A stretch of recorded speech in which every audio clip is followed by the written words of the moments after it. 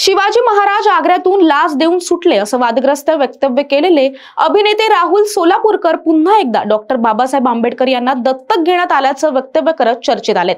त्यांनी डॉक्टर बाबासाहेब आंबेडकरांना दत्तक पुत्र म्हटले। एवढंच नाही तर डॉक्टर बाबासाहेब आंबेडकरांना मूळचे ब्राह्मण असल्याचा दावाही त्यांनी केल्यामुळे राजकीय वर्तुळात सुद्धा खळबळ उडाली आहे। शिवाजी महाराजांवर केलेल्या वक्तव्यानंतर जो वाद निर्माण झाला त्यानंतर त्यांनी पुण्यातील भांडारकर इन्स्टिट्यूटचं विश्वस्त पदाचा राजीनामा दिला होता। मात्र आता त्यांना अटक करण्याची मागणी सुद्धा केली जाते।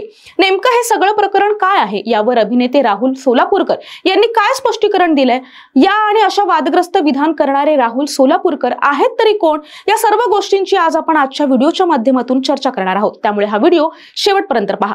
पण त्याआधी जर चॅनलवर नवे असाल तर आधी चॅनलला सुद्धा सबस्क्राइब करा, व्हिडिओला लाईक करा आणि शेअर करायला अजिबात विसरू नका। नमस्कार, मी शुभांगी, कॅमेरामागे आहे मनोज मांडवकर आणि तुम्ही पाहत आहात घेऊन टाक। छत्रपती शिवाजी महाराज चक्क लाच देऊन आग्र्याहून सुटून आले होते। त्यासाठी त्यांनी किती हुंड्या वटवल्याचे पुरावेही आपल्याकडे आहेत। महाराजांनी अगदी औरंगजेबाचा वजीर आणि त्याच्या बायकोलाही लाच दिली होती। मोहसिन खान की मोईन खान नावाच्या सरदाराकडून सही शिक्क्याचं अधिकृत पत्र घेतलं होतं। त्याच्याकडून घेतलेला परवाना दाखवून महाराज आग्र्यातून बाहेर पडले। सर्वात शेवटी स्वामी परमानंद 5 हत्ती घेऊन आग्र्यातून बाहेर पडले। त्याची खूण व पुरावे सुद्धा आहेत। परमानंदाकडे देखील परवानगी होती। अभिनेते राहुल सोलापूरकर यांचे छत्रपती शिवाजी महाराज यांच्यावर केलेले हे वक्तव्य चांगलंच वादग्रस्त ठरलं। या विधानामुळे शिवप्रेमींमध्ये तीव्र संतापाची लाट उसळली आणि भांडारकर प्राच्यविद्या संशोधन मंदिर संस्थेच्या विश्वस्त राहुल सोलापूरकर यांचा राजीनामा घ्यावा अशी मागणीच मराठा संघटनांनी केली। हा वाद इतका चिघळला की राहुल सोलापूरकर यांनी विश्वस्त पदाचा राजीनामा सुद्धा दिला। हे प्रकरण शांत होते न होतं तेवढ्यात आता पुन्हा एकदा राहुल यांच्या अडचणीत वाढ होण्याची शक्यता आहे। सोलापूरकर यांचा आणखीन एक व्हिडिओ समोर आलाय। एका मुलाखतीत बोलताना डॉक्टर बाबासाहेब आंबेडकर यांना दत्तक घेण्यात आल्याचं वक्तव्य सोलापूरकर यांनी केलं आहे। त्यांचं हे वक्तव्य सोशल मीडियावर व्हायरल झाल्यानंतर त्यांच्यावर पुन्हा एकदा टीकेची झोड उठते। एवढंच नाही तर आता या प्रकरणी सोलापूरकर यांनी माफी मागावी अशी मागणी राष्ट्रवादी काँग्रेस शरद पवार पक्षाचे आमदार जितेंद्र आव्हाड आणि रिपाई खरात गटाचे नेते सचिन खरात यांनी केली आहे। रामजी सकपाळ नावाच्या एका बहुजन घरात जन्माला आलेला एक भीमराव, जो एक आंबवडेकर नावाच्या एका गुरुजींकडून दत्तक घेतला जातो आणि त्याचेच नाव घेऊन नंतर भीमराव आंबेडकर म्हणून मोठा होतो। त्याने प्रचंड अभ्यास केल्यामुळे वेदांमध्ये जसं म्हटलं आहे, सब ब्रह्म जानेती इति ब्राह्मण, म्हणजेच अभ्यास करून तो मोठा झालेला आहे। तसे त्या अर्थानं वेदानुसार भीमराव आंबेडकर ब्राह्मण ठरतात असं वक्तव्य सोलापूरकर यांनी केलं आहे।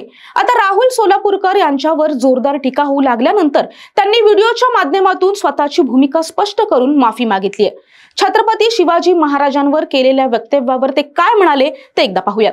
हिंदवी स्वराज्य संस्थापक छत्रपती शिवाजी महाराज यांच्या आग्र्याहून सुटताना प्रसंगाविषयी बोलताना माझ्याकडून एक चुकीचा शब्द बोलण्याच्या योगात निघून गेला, त्यामुळे अनेकांच्या भावनांना ठेच लागली। याबद्दल मी जाहीर माफी मागितली। मला तो शब्द असा विषय नव्हता, तर महाराजांच्या राजनीतीविषयी बोलायचं होतं। महाराजांनी सुटका कशी करून घेतली हा विषय बोलायचा होता, पण लाच हा शब्द बोललो आणि अनेकांच्या भावना दुखावल्या, त्याबद्दल मी आजही माफी मागतो।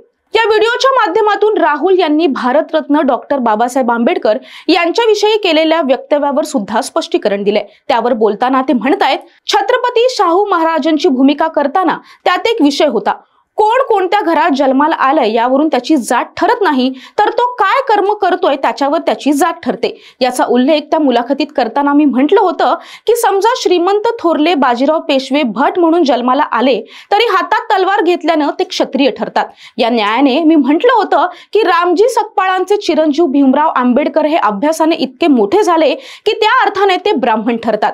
हे वेदांमधलं चातुर्वर्णीय वितरण आहे, त्याविषयी मी बोललो होतो। पण त्या मुलाखतीत 2 वाक्य काढून मन कलुषित करण्याचा प्रयत्न केला जातोय असं म्हणत त्यांनी वादावर पडदा टाकण्याचा प्रयत्न केला। पण त्यांनी केलेल्या या वादग्रस्त विधानांमुळे त्यांच्यावर खूप मोठ्या प्रमाणावर टीका केली जाते। मनसे नेते अविनाश अभ्यंकर यांनीही या संदर्भात ट्विट करत असं वादग्रस्त विधान करून समाजात तेढ निर्माण करणाऱ्या राहुल सोलापूरकरांना अटक करण्याची मागणी सुद्धा केली आहे। तसेच राहुल यांच्या घराबाहेर आता सुरक्षा सुद्धा वाढवण्यात आल्याची माहिती समोर आली आहे। आता अचानक या वादग्रस्त विधानांमुळे चर्चेत आलेले राहुल सोलापूरकर नेमके आहेत तरी कोण? तर राहुल सोलापूरकर गेल्या 30 ते 40 वर्षांपासून अभिनय क्षेत्रात काम करतायत. सोलापूरकर यांनी अनेक नाटकांमध्ये काम केलंय, पण त्यांना खरी ओळख मिळाली ते 1989 मध्ये आलेल्या थरथराट या चित्रपटामुळे. चित्रपटातील त्यांची टकलू हैवानची भूमिका प्रचंड गाजली होती. ती आजही लोकांच्या चांगलीच लक्षात आहे. बऱ्याच चित्रपटात त्यांनी खलनायकाची भूमिका साकारली आहे, मात्र त्यांनी सकारात्मक भूमिका सुद्धा साकारल्या आहेत. जसं की राजश्री छत्रपती शाहू या मालिकेत त्यांनी साकारलेली राजश्री शाहू महाराजांची भूमिका, ही भूमिका त्यांची फार हिट ठरली होती. त्यांनी अनेक नाटकं आणि मालिकांमध्ये सुद्धा महत्त्वाच्या भूमिका आतापर्यंत साकारल्या आहेत. हल्ली राहुल सोलापूरकर यांच्यासारखे अनेक लोक असं काहीतरी वादग्रस्त वक्तव्य करून चर्चेत आलेले आपण अनेकदा पाहतो. काही जण झटपट लोकप्रियता मिळावी यासाठी अशा वक्तव्याचा आधार घेतात आणि त्यांना प्रसिद्धी सुद्धा मिळते. राहुल सोलापूरकर यांनी केलेल्या दोन्ही विधानात आपल्या जाणीवा किती कमकुवत झाल्या आहेत हे दिसून येतं. कारण कोणीही काहीही बोललं की आपल्या भावना लगेच दुखायला सुरुवात होते. आता तुम्ही म्हणाल की कोणी काहीही बोलेल आणि आपण काय गप्प बसायचं? तर नाही, आपण गप्प राहावं असं नाही, पण जे कोणी महान व्यक्तीबद्दल असं बोलेल त्याला शिक्षाही व्हायलाच हवी. पण कमकुवत होऊन जर काही घडलं तर ते अत्यंत चुकीचं आहे, कारण त्यामुळे सामाजिक शांतता आणि सौहार्द धोक्यात येतं. त्यामुळे कोणाच्या वक्तव्याला आपण किती महत्त्व द्यायचं हे आपण ठरवलं पाहिजे. कारण आपण एक प्रगल्भ समाजाचा भाग असू तर अशा लोकांकडे होईल तेवढं दुर्लक्ष करायला शिकलं पाहिजे. आणि यामुळे जितेंद्र आव्हाड यांसारख्या राजकारण्यांना जातीय विद्वेष पसरवण्याची संधी सुद्धा मिळते. पण जसं मी आधी म्हटलं की अशा लोकांना शिक्षा ही व्हायलाच हवी, पण ती कायद्यानेच. तुम्हाला या सर्व प्रकरणाबद्दल काय वाटतं कमेंटमध्ये नक्की लिहून कळवा. व्हिडिओ आवडला असेल तर लाईक करा, शेअर करायला अजिबात विसरू नका. तसेच अजून कोणत्या विषयावरचे व्हिडिओ तुम्हाला पाहायला आवडतील ते सुद्धा कमेंटमध्ये नक्की लिहा. हा व्हिडिओ तुम्ही शेवटपर्यंत पाहिलात त्याबद्दल खूप खूप धन्यवाद.